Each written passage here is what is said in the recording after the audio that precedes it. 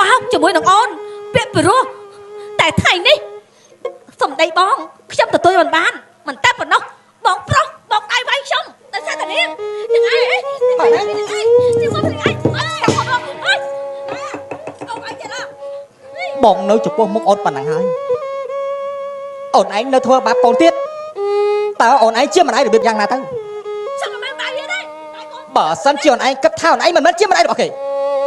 ចាក់ពីថ្ងៃនេះមកនេះពួកយើងត្រូវតែលែងគ្នាអើបងកសលនេះបងនិយាយថាម៉េចបងត្រូវតែលែងគ្នាអញ្ចឹងឯងបងមែនលែងគ្នាបានន័យថាអត់រស់នៅជាមួយគ្នាឯងបងมันអាចរស់នៅជាមួយនឹងគ្នាតទៅមុខទៀតទេហេតុអីក៏បងសំដីធ្ងន់ដាក់បែបនេះដោយសារតែអូនឯងមិនដែលយល់ពីអារម្មណ៍របស់បងទេ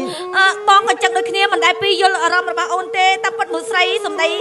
បែបហ្នឹងប៉ុន្តែងាយនលួងទេអូនខឹងចិត្តថាទៅរួចហើយក៏វាបាត់ទៅវិញបងកុំឲ្យខឹងអីទេអូនឯងដឹងថាមនុស្សស្រីខូចមាត់ធ្វើឲ្យគ្រួសារបែកបាក់អាចរិតអូនឯងហ្នឹងហើយនិយាយបាច់បោកប៉ុន្តែចរិតអូនឯងបងមិនចង់និយាយទេយ៉ាងម៉េចនិយាយមិនកើតហ៎ឥឡូវចាប់ពីថ្ងៃនេះតទៅពួកយើងត្រូវតែលែងគ្នាទ្រព្យសម្បត្តិពួកយើងចែកគ្នាអូនអត់លែងហើយឥឡូវបងសួរកូនរបស់បងសិនអូនឯងលែងណែបងលែងអូនលែងទេស្រីមុំកូនចាំពុកឥឡូវពុកសួរកូនឯងពុកមិនអាចរស់នៅជាមួយនឹងម្ដាយរបស់កូនឯងតទៅមុខទៀតទេឥឡូវបើសិនជាពុកលែងគ្នាជាមួយនឹងម្ដាយរបស់ឯងតាមពុកឬមួយក៏តាមម្ដាយរបស់ឯងចាំពុកឯងកំលែងម៉ែអត់ថៃ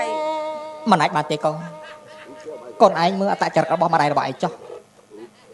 ធ្វើឲ្យពុកឈឺចាប់ខ្លាំងជាទីបំផុតរយៈពេលច្រើនឆ្នាំនេះពុកខំរងសន្សំតម្រាំបានប៉ុណ្ណាប៉ុន្តែម្ដាយរបស់ឯងមិនដែលផ្ដល់កិត្តិយសមិនដែលផ្ដល់តម្លៃដល់ពុកទេ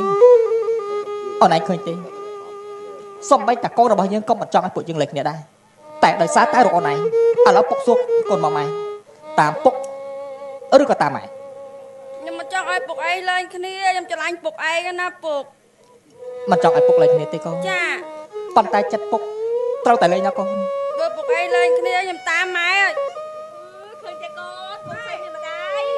ឃើញទេកូនរបស់ចោលម៉ែអញ្ចឹងហ៎ម៉ែខ្ញុំសួរពុកហើយយ៉ាងម៉េចកូនម៉ែឯងតាមខ្ញុំមិនតាមពុកម៉ែនិយាយហ៎ម៉ែ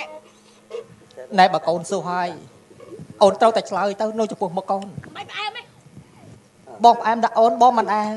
ប្រើពាក្យរឹងរូសដាក់អូនទេមិនលួងអូនទេបងមិនបានលួងអូនទេណា